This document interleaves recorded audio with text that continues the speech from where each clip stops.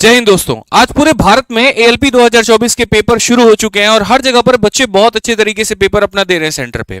लेकिन अभी एक स्टूडेंट का कॉल आया और काफी ज्यादा वो रो रही थी, वहां पे काफी ज्यादा परेशान थी। मैंने कहा क्या हुआ बच्चे, तुम्हारा पेपर सही नहीं गया क्या? तो उसका कहना है कि सर पेपर तो मेरा बहुत अच्छा गया, लेकिन दुख इस बात का है कि जब सेंटर से बाहर हम निकले तो काफी सारे मीडिया वाले पहुंचे हुए थे वहां पे, एक दूसरे के पास में माइक ले जाकर के क्वेश्चंस पूछ रहे थे। हमने कहा चलो ये बताना उचित है वहां पर कि सर पेपर जो है वो मॉडरेट था, इजी था, टफ था, नया था कि पुराना क्वेश्चन था, यहां तक उचित होता है।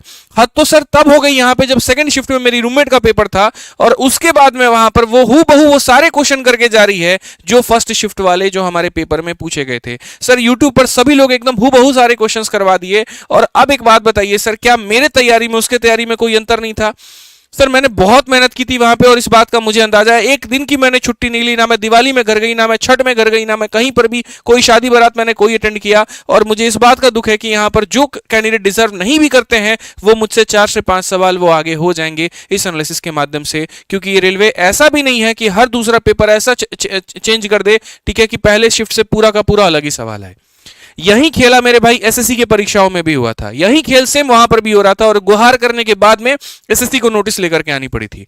आज आलम ऐसा हो गया, कोई टीचर साल भर यूट्यूब पर गायब रहता है, पढ़ाने का कोई कोर्स के नाम पर कुछ भी नहीं है मेरे भाई, कभी 10 वीडियो से ज्यादा उसकी आई नहीं होगी, लेकिन उसको यह बात पता है कि एनालिसिस के समय में पूरा भारत उसको देख रहा है। तो यही मौका है ला करके अपनी किताबें बेचने का, यही मौका है ला करके अपने कोर्स बेचने का और बच्चों के बीच में मसीहा बनने का।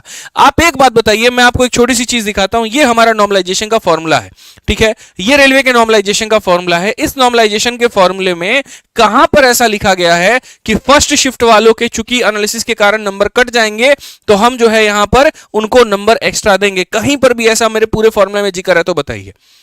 ये मैंने अभी निकाला है वेबसाइट से, रेलवे के वेबसाइट से जाकर के आप देख सकते हैं, government of railway, ministry of railway, यहां से नॉर्मलाइजेशन का ये फॉर्मूला है। कहां पर है? जो बच्चा फर्स्ट शिफ्ट में गया वो किसका पेपर देख करके गया था? सेकंड वाला तो फर्स्ट वाले का देख करके चला जाएगा, थर्ड वाला तो फर्स्ट वाले का देख करके चला जाएगा। जैसे जैसे ये शिफ्ट आगे बढ़ता चला जाएगा बाद वालों के बच्चों के उतने फायदे होते चले जाएंगे, इसमें तो नुकसान पहले वाले बच्चों का हो गया ना।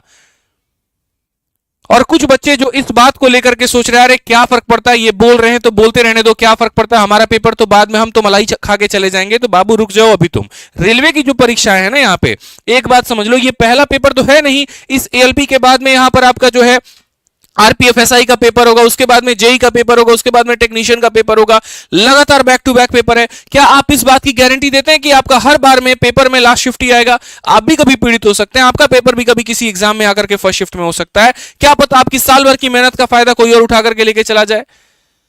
तो मेरा यहां पर गुजारिश सारे बच्चों से भी है और सारे टीचर से भी है कि ये एनालिसिस को कृपया करके बंद किया जाए। ऐसा नहीं है कि रेलवे ने नोटिस नहीं दिया तो हम अपनी आत्मीयता खो दें, ठीक है, हमारी अपनी कोई वैल्यू है नहीं, हमारा अपना कोई सेल्फ रिस्पेक्ट, कोई डिग्निटी नहीं है। ये बच्चों के साथ में बहुत गलत है। मैं सम्मान करता हूं सभी शिक्षकों का जिन्होंने 12-12, 24-24 घंटे की मैराथन ली, बच्चों को पढ़ाया। क्या आपको अपने पढ़ाने पर विश्वास नहीं है? क्या आपको अपने सैंपल पेपर पर विश्वास नहीं है? आलम तो यार ऐसा हो रखा है, हाँ बाबू बताओ क्वेश्चन क्या आया हुआ है, लोग ऐसे बोर्ड पे क्वेश्चन लिख रहे हैं, सॉल्यूशन करवा रहे हैं। कहां है भाई आपके एथिक्स यार? आप तो वो टीचर हो ना कि जो बच्चों के लिए प्रोटेस्ट करते हो जब गलत होता है, जब रेलवे गलत करती है। तो खुद से गलत कैसे कर दिया आपने?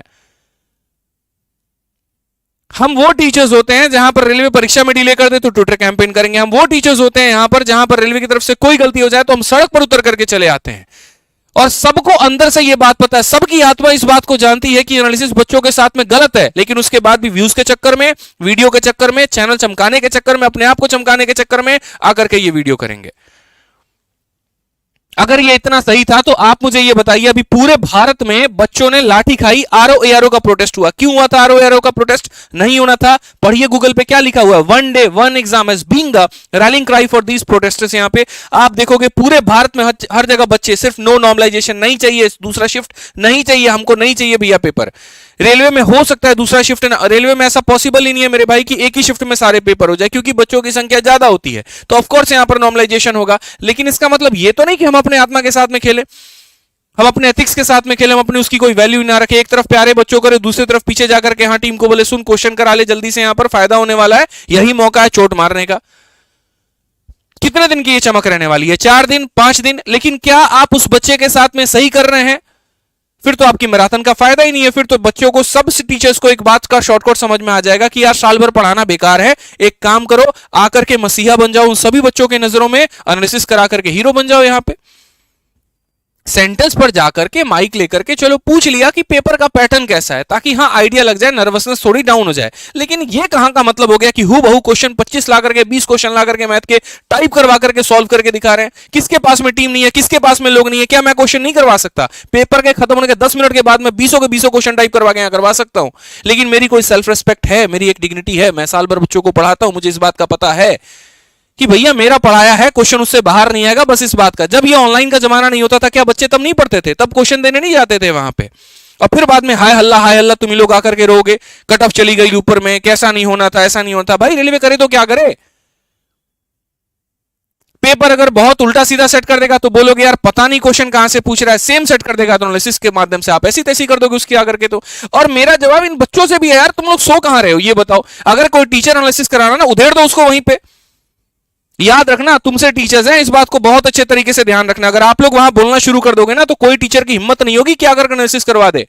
ये मैं आपसे एक बात बोल रहा हूं, जितना सर पर चढ़ा रखा है ना आपने, वो उतारना भी बहुत जरूरी है अगर कहीं पर गलत हो तो। अगर ये गलत नहीं होता तो एसएससी क्यों नोटिस देती यहां पर के? मेरा गुजारिश अब रेलवे से भी है, हाथ जोड़ करके भी है, सरकार बहुत गुजारिश है आपसे, अगर आप मेरी बात सुन रहे हैं, मेरी वीडियो देख रहे हैं आपको, तो कृपया करके एक नोटिस जारी करिए और यहां पर इन सभी के ऊपर में बैन लगाइए, क्योंकि ये तो अपनी आत्मा, अपनी सेल्फ रिस्पेक्ट खो चुके हैं, इनके अंदर में वो नहीं बचा है। कृपया आप अपनी इस धरोहर का मान सम्मान रखें और यहां पर बच्चों के साथ में जो गलत हो रहा है इसको रोक दिया जाए। मेरी बस इतनी सी गुजारिश है। बाकी बच्चों आप लोग जो है, मेरी तरफ से कोई एनालिसिस नहीं आएगा, किसी पेपर के लिए नहीं आएगा, रेलवे के ये जितने पेपर्स होने वाले हैं, क्योंकि मेरा नॉर्मलाइजेशन के फॉर्मूले में ये नहीं है कि भैया एनालिसिस कराएंगे तो फर्स्ट शिफ्ट वालों को एक्स्ट्रा मार्क्स दे दिए जाएंगे। क्यों? क्योंकि वो बेचारे एनालिसिस देख करके नहीं गए। अरे नुकसान किसका नहीं है यार, एक शिफ्ट में 2 लाख बच्चों का पेपर है, 20,000 बच्चा, 50,000 बच्चा ही मात्र एनालिसिस की वीडियो देख करके जा रहा है, बाकी बच्चों का भी तो नुकसान हो रहा है। और क्या पता ऐसा हो जाए मेरे भाई कि यहां पर एनालिसिस देकर के क्वेश्चन वो नहीं आया, माइंडसेट बन गया, नहीं एनालिसिस की वीडियो के आधार पर ही आ रहा है, खाली वही पढ़ करके जाएंगे, तो हर तरीके से हर चीज का नुकसान हो रहा है।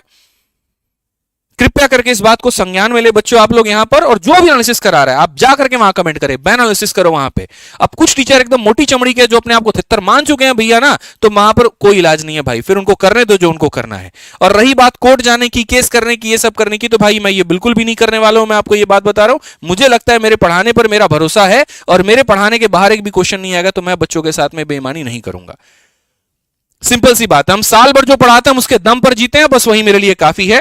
ठीक है, आप इसको रोक सकते हैं बच्चों, तो आपके हाथ में है, क्योंकि आपके हित की एक बात ही जो मैं आपसे कह सकता हूं और आपसे ही आग्रह कर सकता हूं। शायद इस पूरे कम्युनिटी में मैं अकेला ऐसा टीचर हूं जो इसका विरोध कर रहा हूं। जो मेरे साथ जुड़ सकते हैं तो अच्छा है, जो मेरी बात का सम्मान रख सकते हैं उनसे हाथ जोड़ करके भी निवेदन है कि बच्चों के साथ में ऐसा गलत ना करे, ना होने दे।